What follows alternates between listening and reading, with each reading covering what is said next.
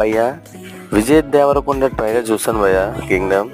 నాకైతే అరాచకం అనిపించింది. ఎందుకో కొత్త జోనర్లోకి వచ్చాడు కదా, నాకైతే కొడతాడు అనిపిస్తుంది. పాజిటివ్ వైబ్స్ వస్తున్నాయి. ఎక్సలెంట్గా స్పైగా చేస్తున్నారని అర్థమవుతుంది. స్టోరీ అయితే కొంచెం అర్థమవుతుంది, ఎందుకంటే స్పైలో సీక్రెట్ మిషన్ లేదా ఎవరినో పట్టుకోవడానికి వెళ్తుంది అర్థమవుతుంది. బట్ లుక్ అయితే సూపర్గా ఉంది, యాటిట్యూడ్ బాగుంది, డైలాగ్ డెలివరీ బాగుంది.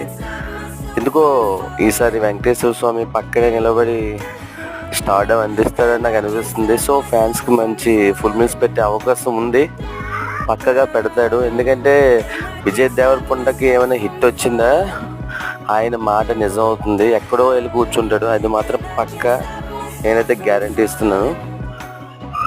యాక్చువల్లీ ఈ మూవీలోకి వచ్చేటప్పటికి క్యాస్ట్ క్రూ కూడా అందరూ మంచి ఫేమస్లో ఉన్నారు.